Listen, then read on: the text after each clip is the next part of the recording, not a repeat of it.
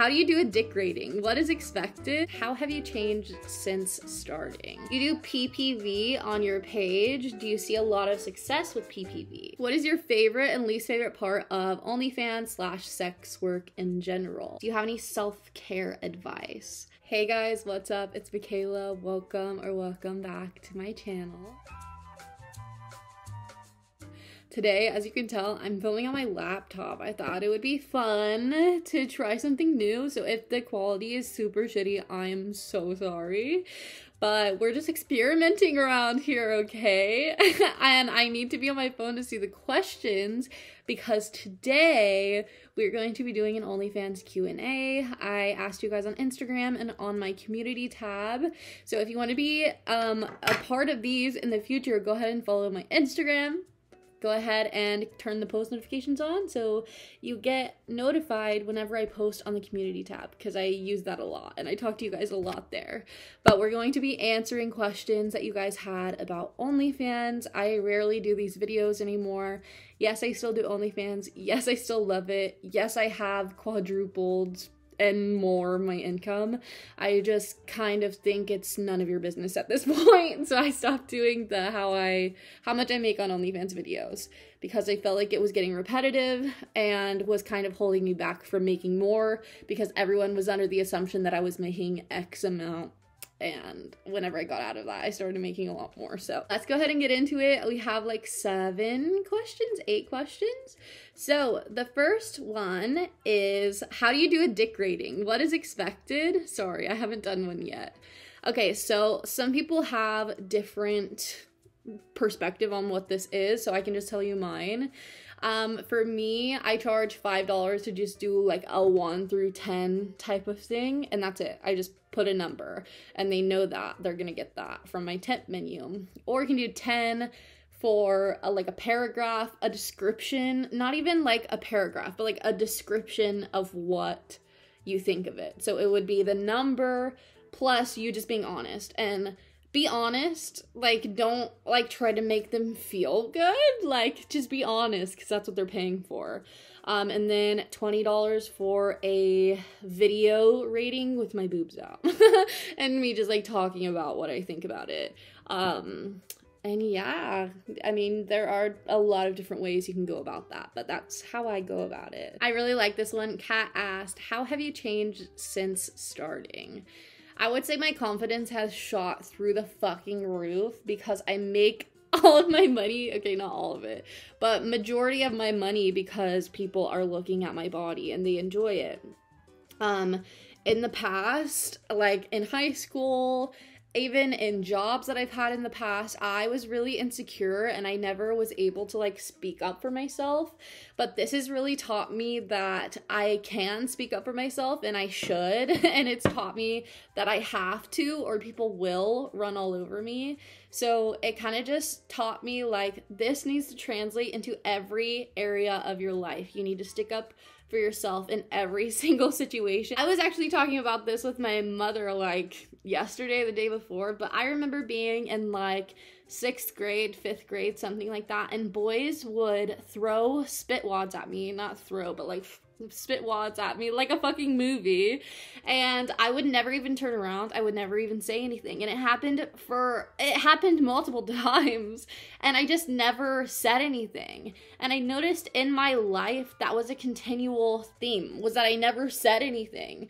So OnlyFans has really helped me with speaking up and just understanding that my voice is valid and that if I don't speak up for myself, who the fuck else is gonna speak up for me? No one. Kat also asked, what is your favorite and least favorite part of OnlyFans / sex work in general? I think the expectation that you will keep doing more and more and more is my least favorite. The expectation that everything is on your feed, I hate that. The expectation or the assumption that you're like busting shit down when you say that you do OnlyFans. Because I'm not gonna lie, like I have like a 2-minute clip that I sell of me getting fucked, yes. But at the same time, like I feel like that makes people think that I just be hooking up, when in reality, like, I have a really low body count and I only have sex with people I want to have sex with. So it's like, I feel like people think that I just have sex with anyone because I have to make money. Like, no, I I do what I want to do and I just sell it. Like, I don't pay attention to my followers' opinions at all. That makes it sound bad, but I'm not going to do something sexual that I don't want to do. Like, so that is the thing that I don't like about this, is just the assumption. And then my favorite part is that I have a lot of freedom.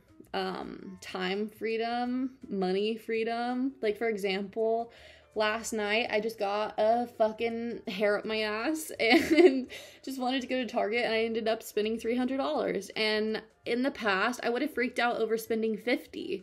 But I went to go spend $300 and I didn't even look at the prices of the items that I was purchasing. And in the past, like I said, like that would have really freaked me out. So I have a lot of freedom, and I'm able to save now, and I'm able to invest, and I'm able to buy things that I want to buy. A lot of people, actually, let me address this. A lot of people think that I don't make good money because I live with my mom, and I'm really open about that. But I just want to say, like, I spend a lot of time with my mom because I want to. And in the future, when she is no longer here, I'm going to look back on this time in my life and I'm going to love it. I'm going to be so grateful and so glad that I spent this much time with her. And a lot of people don't understand that perspective of it. I'm not living here because I have to. At first, it was a necessity, yes, but I'm not living here because I have to anymore. I'm living here because I enjoy living here, and I see myself moving into a house with my mom and my brother. So, and I'm saving for a house right now, and I'm gonna buy her a car and all this stuff. Like, I have other things that I am more focused on than like moving out and just having my own apartment and doing an apartment tour and like making everybody think I make money. Like, I don't care about that. Like, I used to care about that. I don't know. I used to care, but I literally could give no fucks about that. But yes, my favorite thing about this has been the freedom in all aspects. Time, money, freedom of creation. I get to make whatever the fuck I want to make. I love it. Carolina asked, do you do PPV on your page? Do you see a lot of success with PPV? I make majority of my money, it's not loading. I make majority of my money from subscriptions. And recently I have lowered my subscription to $5. So if you want to go check it out, you can go check it out. But I'm making a lot more money now with a $5 subscription than I was with my $20 subscription. I think that I just took the amount of money way too personal, and I don't know, I'm making a lot more money now that I lowered my prices, so keep that in mind. I still do recommend to have higher prices your first month because you will make the money, but after that, I think just kind of speed your process along. I would just make the price lower. Anyways, that wasn't the question. I would say I make 40% of my money from subscriptions, and then another 30-40% from messages, and then the rest from referrals. I think it's important to send messages too. I'm still playing around with that, but I do post once a day on my feed at least, and then I'll send out one message a day at least. But again, my prices are really low, so more people buy them now. Sky said, I need ideas on what to post.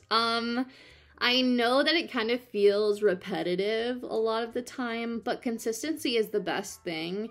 If you're asking me that because you're like, oh, I feel like people are getting bored, they're not getting bored. Like, I just want to tell you that.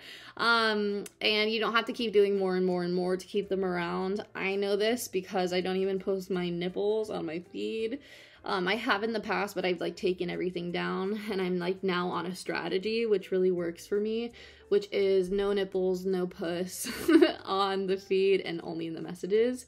But I would say just like buy outfits that inspire you, and I mean, go outside, like go on a hike, flash your titties, like go in the car, flash your titties, turn around, like get in doggy in your car, like take your tripod in your car. Like, just go to different locations and see what you can do at that location. Obviously, if you're going on a hike, like have someone with you that can take the photo, or bring your tripod and make sure there are no people around. Like, just be smart. But like, that's what I do. I go on my balcony a lot. I'll go in the car. Like, I don't know, like anywhere that you want to take them that is relatively private. Just think about, like, if you were with your boyfriend and you guys wanted to have sex, find a place, you would find a place to have sex. At least I would. I don't know. So make it fun, make it spicy, make it like I have a boyfriend, where do we want to go, you know? Kat asked, do you have any self-care advice? I would say to just have boundaries and stick to them. I have been saying this since my first video ever on this topic, but I think it's really important. I've definitely like pushed the edge on my boundaries multiple times, and I've ended up regretting it, and I've ended up going back and deleting things that I've posted on my feed that I thought that I had to post, because I've had people be like, you don't post enough nudity, like you don't post enough whatever.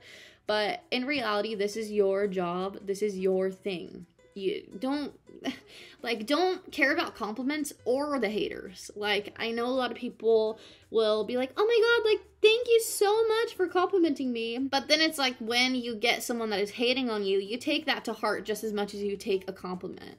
Like, you need to look at everything with a neutral point of view. That's like a mental self-care tip.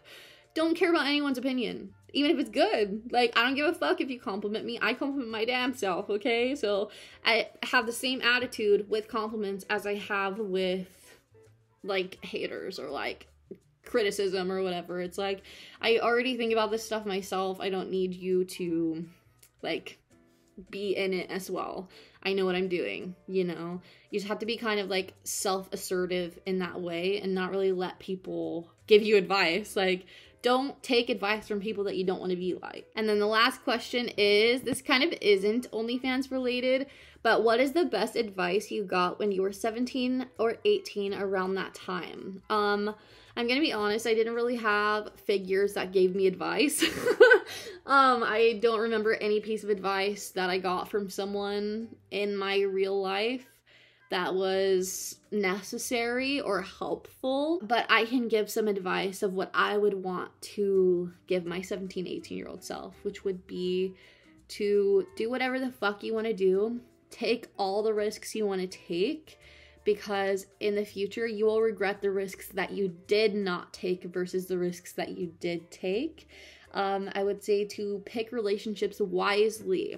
Like, keep your energy like a key. Like, keep your energy locked up in this box and only give the key to people that have proven themselves time and time again that they are worthy of being able to unlock that box. I'm editing now, but I wanted to throw this in here. Another piece of advice I would give myself is to not give a fuck about money. Like, take all the financial risks that you want to take because you're young and you have time to reverse them. Whatever is meant to happen will happen. For example, I needed a car 2 years ago.